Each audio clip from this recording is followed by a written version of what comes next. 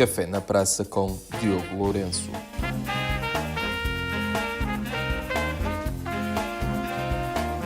Olá, sejam bem-vindos ao Café na Praça, o podcast no qual eu falo com pessoas que nasceram ou que têm ligação ao Alto Minho. Esta semana comigo tenho alguém do mundo da bola. Não diretamente de chutar a bola com o pé, mas já lá vamos chegar. É o Diogo Lourenço, ele é de Viana e trabalha na Liga Portugal. Olá Diogo, obrigado por teres aceitado o convite para este Café na Praça. Olá José, o gosto é todo meu e obrigado pelo convite. Ora, essa.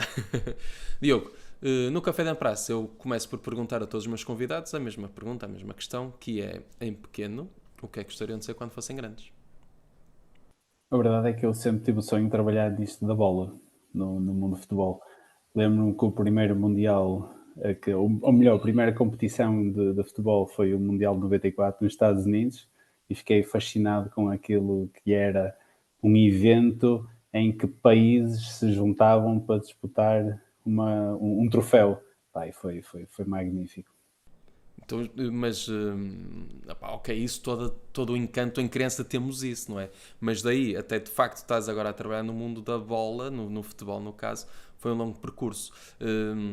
A tua formação, por exemplo, não tem muito que ver com futebol, por exemplo. Ou seja, tu és formado em engenharia, explica-me lá outra vez o nome, Engenharia de Gestão Industrial. Engenharia de Gestão Industrial. que não tem muito a ver com... O futebol é uma indústria, mas normalmente ninguém vai para a engenharia gestão industrial para gerir a indústria do futebol, não é? Sabes que eu costumo dizer que a engenharia tem tudo a ver com a indústria do desporto, porque cada vez mais os clubes, as sociedades esportivas, têm que ser geridas de igual forma profissional como a indústria dos sapatos, da cosmética, da panificação, o que é que seja. E então eu sempre quis eh, formar-me em engenharia para obter os princípios base da gestão, porque gerir qualquer outra indústria tem que ser igual a gerir bilhética, linhas LED, um broadcaster, o que quer que seja, e então sempre quis formar-me em engenharia para obter esses princípios da gestão para depois os transpor e aplicar na indústria do futebol. E um exemplo disso é, por exemplo, a Premier League é um excelente exemplo do que é a gestão ao mais alto nível. Exatamente. Mas antes de chegarmos já à parte do futebol, vamos falar um bocado do teu percurso até... Porque eu lembro-me de... Foste árbitro, mas se calhar antes Sim. começaste por ir aos treinos, fazer as camadas. O futebol sempre teve na tua vida, sempre teve um papel importante. Certo, certo. Eu cresci na rua Sport Clube Vianense, por isso o campo do Vianense, o estádio estava do outro lado. Por isso eu sempre cresci a olhar para o Vianense, eh, ali tão próximo e ao mesmo tempo tão distante. Próximo porque era só passar a rua para ir ver os jogos, para ir treinar, e tão distante porque desde cedo percebi que dentro das quatro linhas não teria grande futuro, ok? E então sempre percebi, ok, se eu gosto tanto desta indústria ou deste desporto, o que é que eu posso fazer para contribuir para ele, mas que já percebi que não vai ser dentro das quatro linhas. Daí começar a perceber o que era isto do desporto. E depois vi, isto da arbitragem até é capaz de ser giro porque uma pessoa faz exercício físico, faz parte da indústria que é o futebol, e ainda por cima, uma pessoa conhece o distrito primeiro e depois começa também se tiver competência, e eu ainda estive nos campeonatos nacionais como arte assistente. Pronto, vamos também conhecendo o país, não é? Ainda por cima pagam-nos para isso. Por isso é que havia aqui o encontro perfeito de vários mundos. Por isso o futebol sempre esteve no meu, no meu desejo, ok? E depois sempre tentei adaptar-me àquilo que o futebol me ia oferecendo. Ou seja, se não tenho jeito para jogar, ok, vou arbitrar. Mas depois cheguei a um ponto em que a arbitragem permitiu-me começar a conhecer como é que a indústria do futebol estava organizada, mas depois pensei, ok, mas eu preciso mais do que isto, eu quero mais do que isto, porque depois a arbitragem também retira-te muito tempo familiar e também o tempo, a vida profissional que tu tens ao fim de semana também queres é descansar e estar com os teus, e depois eu pensei, ok, agora estou a terminar a minha formação em engenharia, já vi o que quis ver, nunca quis ser árbitro da primeira divisão ou internacional. O meu objetivo foi desfrutar sempre ano após ano.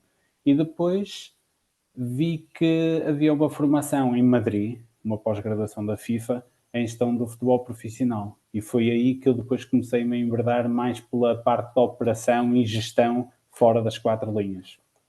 Então foste a Madrid, tiraste essa pós-graduação e depois foi Sim, aí depois dessa pós-graduação que depois imigraste? sim, mais ou menos.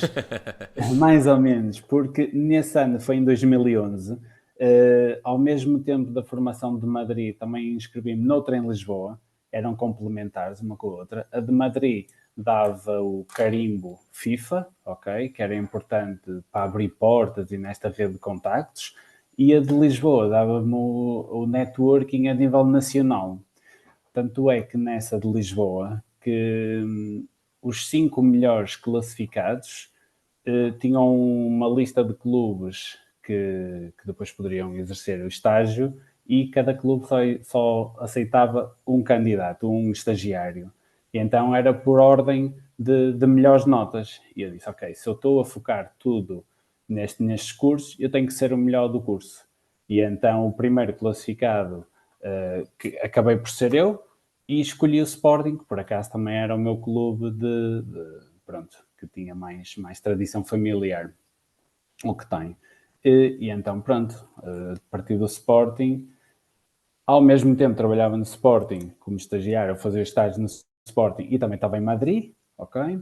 Porque o curso era de meio ano e depois era outro meio ano de estágio. Depois o Sporting acabou por gostar de mim, acabei por ficar.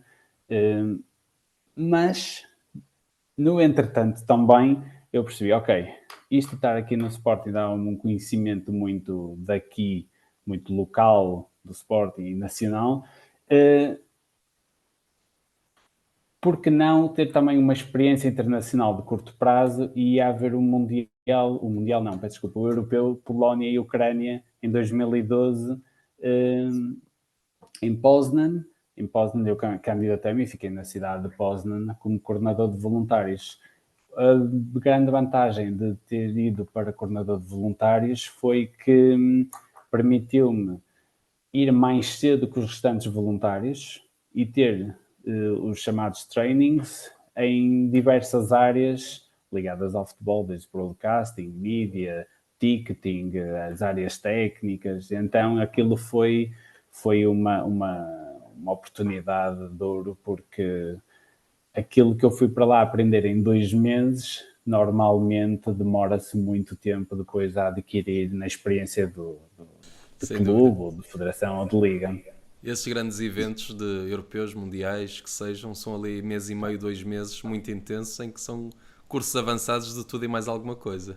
Tal e qual, tal e qual. Uma pessoa aprende imenso e depois faz amizades também que depois continuam, a maior parte delas ligadas ao desporto. E é muito engraçado aquilo que uma pessoa aprende e desenvolve e depois também aplica. Tanto é que eu, quando estava no Sporting, o Sporting estava com problemas financeiros na altura, e aquela aprendizagem que eu tive na Polónia apliquei-a de imediato no Sporting. Foi a criação de uma bolsa de voluntários em que depois o Sporting fiz o recrutamento, fiz a seleção e depois dei-lhes o training, tudo aquilo que era a ativação de marcas desde dentro do perímetro do estádio para fora do perímetro do estádio. Criar equipas de voluntários, os voluntários coordenadores, os outros voluntários mais operacionais, ou seja, toda aquela experiência e conhecimento que tu trazes de fora, depois pode ser aplicado a nível local e nacional, o que é muito vantajoso. E depois, então, do europeu, foi aí que imigraste? Não, não, não. Depois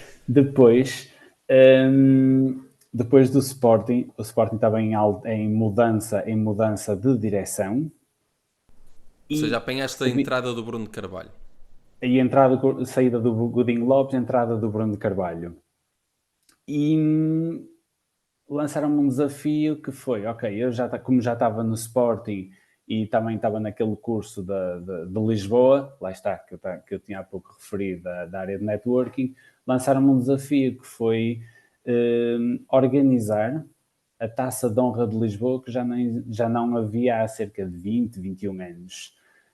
E tinha 3 semanas para organizar tudo. Disseram-me, ok, o evento é daqui a menos de um mês, sentes-te capaz? Pá, aquilo foi tipo um choque para mim, porque era a Taça de Honra de Lisboa, era com os 4 clubes melhores classificados da zona de Lisboa. Então era Sporting Benfica, Belenenses e Estoril, as equipas principais.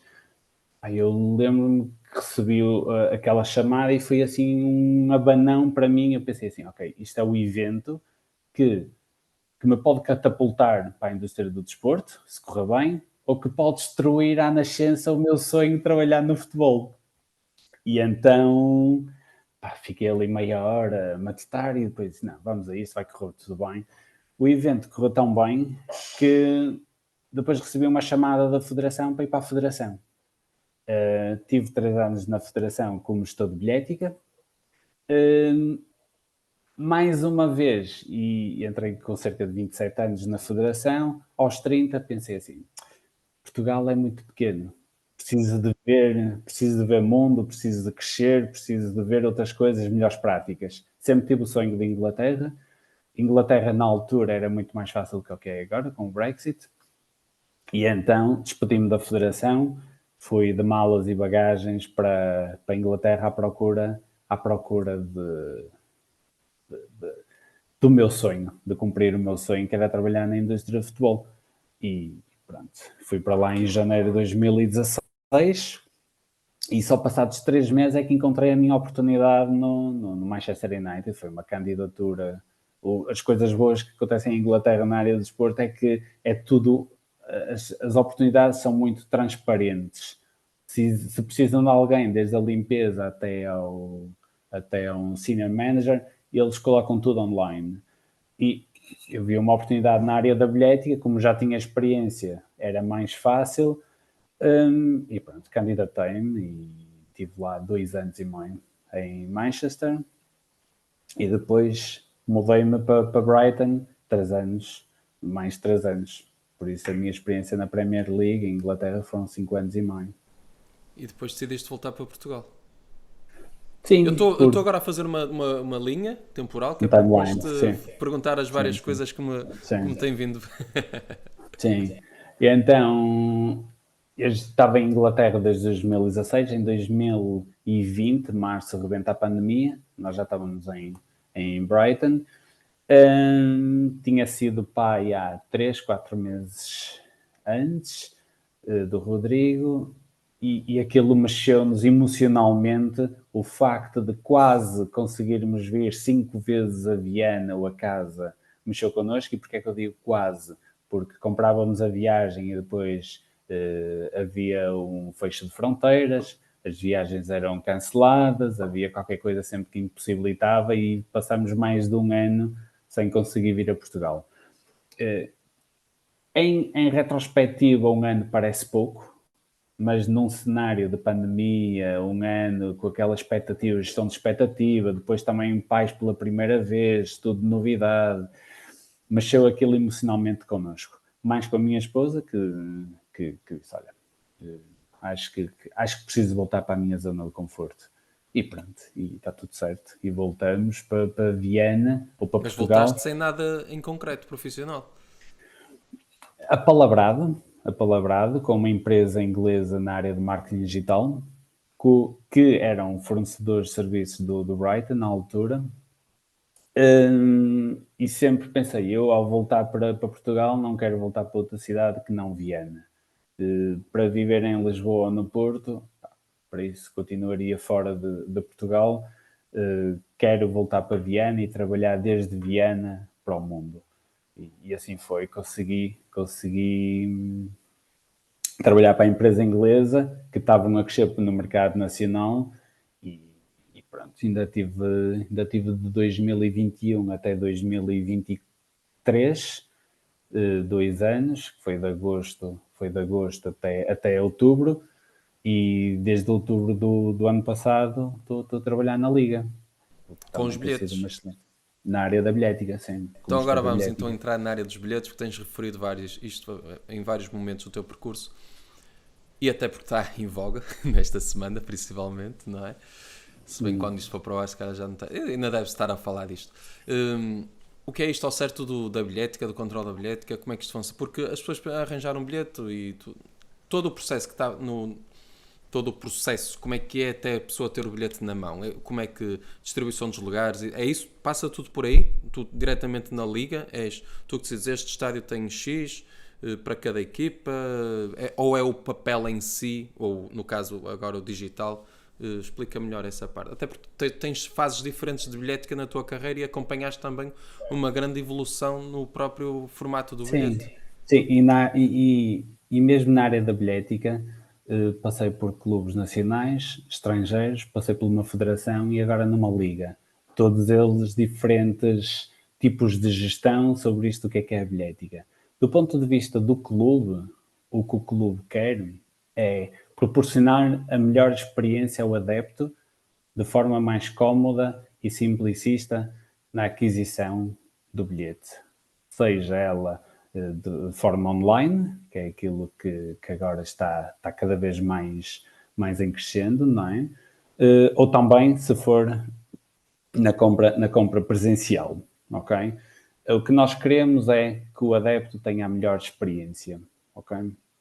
E que depois, em dia de jogo, não tenha o transtorno de esqueci-me do bilhete em casa, ou o que é que eu posso fazer para reimprimir o meu bilhete, o que é que seja, ok?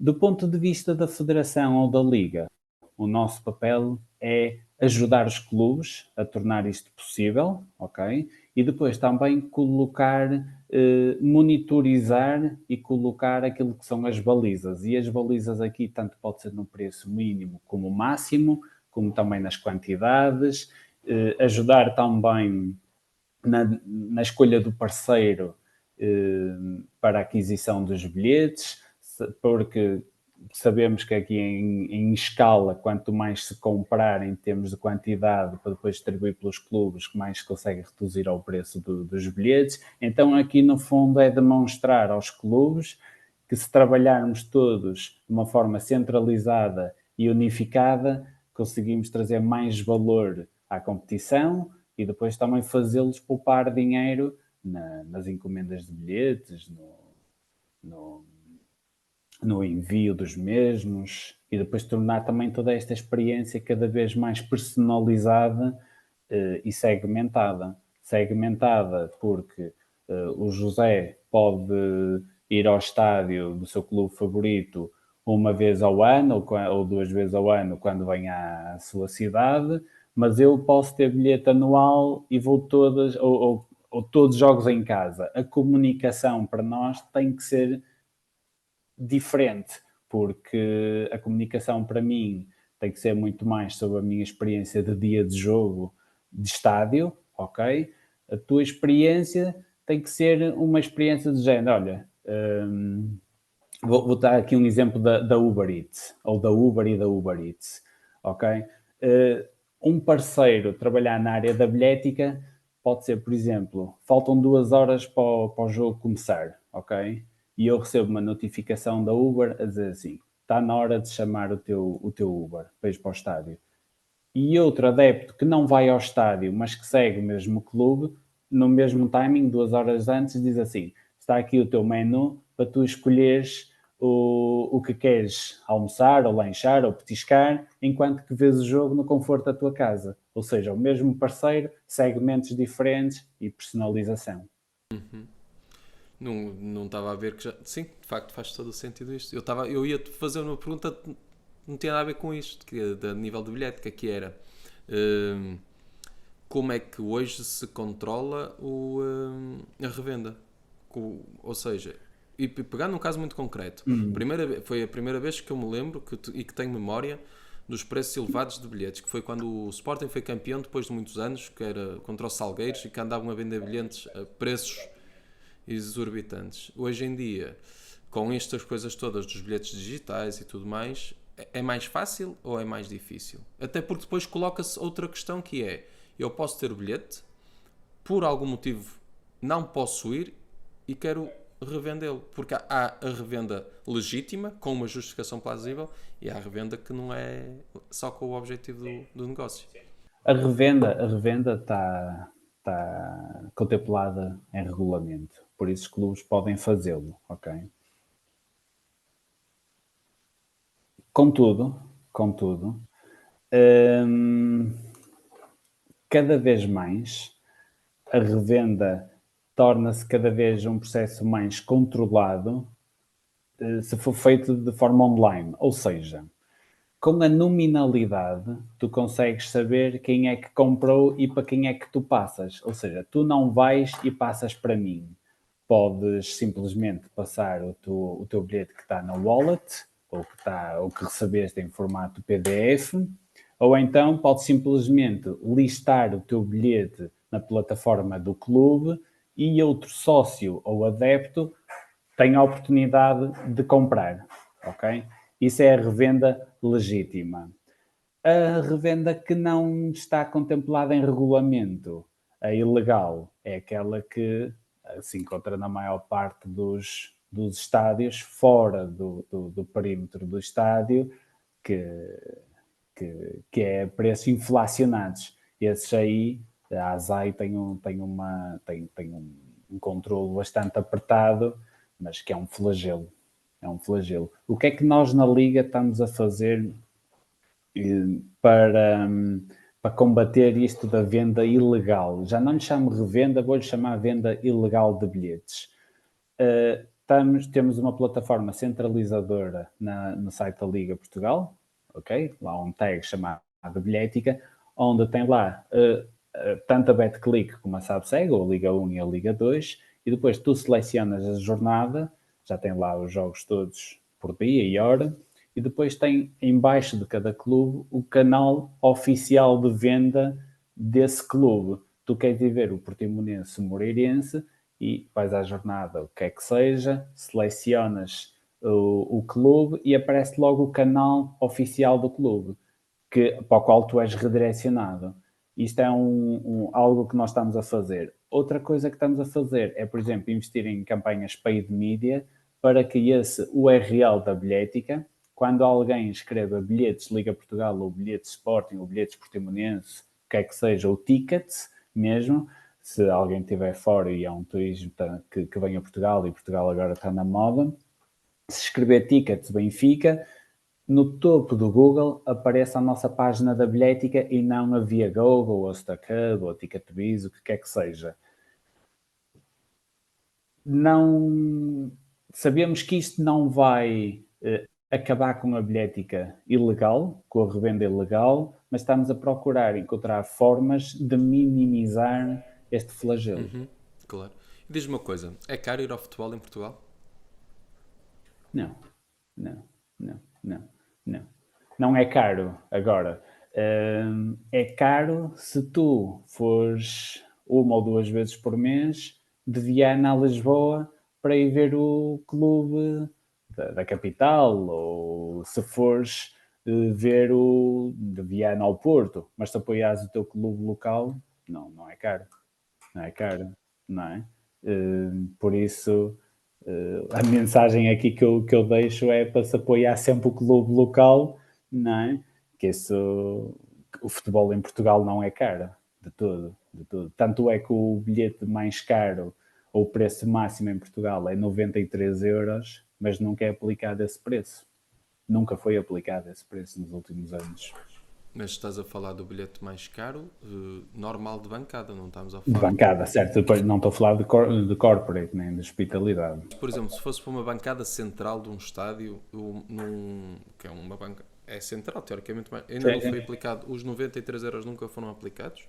Não, não, não. Não, porque tens sócios nessas bancadas. Nessas bancadas centrais normalmente então os melhores lugares são para os sócios. Sim, assim se espera que continue a ser, não é? Sim, sim, sim, sim, sim. Por isso, não é caro ir ao futebol, lá está. É caro se Se se juntar a tiveres isso a a, deslocação, a isso já fica um deslocação, bocado. depois a hospedagem ou não, as portagens, o combustível, não sei o que mais. É caro nesse sentido. Ok. E sentes da parte dos clubes sensibilidade, não querendo entrar demasiado Sim, sim, na sim. parte profissional, mas sentes, em comparação, por exemplo, aquilo que tu viveste noutras realidades, sentes que há sensibilidade da parte dos clubes em dar condições às pessoas para verem um bom jogo? Não estou a falar da qualidade do jogo, estou a falar da Sim, bancada estar sim. em condições para. Sim, é um tema pertinente também, ou uma pergunta pertinente. Hum, há essa consciência, há essa consciência, contudo, contudo, os nossos estádios são antigos, ok? Tirando estes últimos do Euro 2004, ok? Temos 5, 6, a maior parte são antigos, ok? E requer obra, que é obra estrutural, de infraestrutura. E essas obras são as mais caras. Muitas vezes é difícil aos clubes que já estão em situações económicas bastante pecuniárias encontrarem meio milhão, 1 milhão, 2 milhões de euros para fazer obras estruturais. Quando um novo estádio, se calhar por 4 vezes mais, já conseguem fazer um novo estádio. Ok? Outra coisa também que dificulta a vida aos clubes é alguns dos estádios são camarários. Para qualquer tipo de obra é preciso sempre o aval do próprio município. O que é que a Liga tem procurado fazer, sabendo destas contrariedades ou destas dificuldades? É nivelar os estádios em 3 níveis. Temos os estádios de nível 1, que são aqueles que são totalmente cobertos, ok? Depois temos de nível 2, que até podem ser totalmente cobertos, mas que se calhar não têm uma experiência como igual aos de nível 2. E depois os de nível 3, em que metade do estádio é descoberto, não tem tantas casas de banho quanto as regulamentares ou expectáveis, e então colocamos os estádios por nível. Depois, o que é que isto impacta os clubes? É também no preço dos bilhetes. Consoante o nível dos estádios, o preço máximo também vai aumentando. Apesar de que o preço de 93 euros não é aplicado, apenas os clubes de nível 1 podem aplicar este preço. Os de nível 2 vai até à ordem dos 60 e poucos euros, os de nível 3 já vai a 30 e tal euros. Ok. Ou seja, consoante o nível de estádio, e o nível de estádio tem a ver com a experiência que conseguem E entregar ao adepto. saindo agora um bocado do papel de funcionário da Liga, que eu sei que é complicado, mas principal diferença de experiência para um adepto, quando tu trabalhavas no Manchester ou no Brighton e que agora, por exemplo, tem um adepto que vai ver um Braga, que vai ver um Gil Vicente, que vai ver um Famalicão. Quais são as principais diferenças que tu consegues, além da cultural, obviamente? Pois, essa era que eu ia dizer logo de início, não é? Culturalmente, os adeptos em Inglaterra apoiam o clube local e respiram o clube local. Aqui, com a exceção de quatro exemplos, se calhar, há aqui uma migração de adeptos quando jogam. Uma grande diferença é as condições, sem dúvida, que os adeptos têm quando vão aos estádios. Em Inglaterra, os estádios são todos cobertos. Em Inglaterra, eles têm fan zones para chegarem mais cedo ao estádio.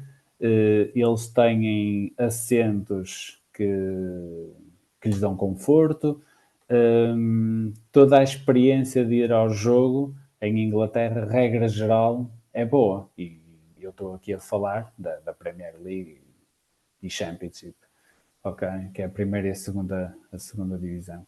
Em Portugal não, em Portugal ainda tens estádios que estão descobertos e que eu tive há pouco tempo num jogo que ao minuto 66 começou a chover e o jogo estava a ser entretido até, estava estava a ser bem disputado, mas as pessoas foram-se embora porque não podem entrar com guarda-chuva em Portugal, foram para uma bancada descoberta, começou a chover e as pessoas foram-se embora.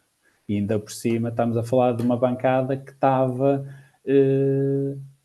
oposta à master, ou seja, estava a ser filmada e tu ao minuto 66 vês uma debandada de pessoas porque começa a chover, isto também não empacota bem o produto de futebol português, não é? E também temos aqui ainda muito para fazer em muitos campos, mas neste em especial. Falaste bem do produto de futebol português. Temos o, o melhor jogador do mundo e muitos bons jogadores também, dos melhores treinadores, dos melhores agentes a vários níveis, nas várias estruturas que o futebol tem.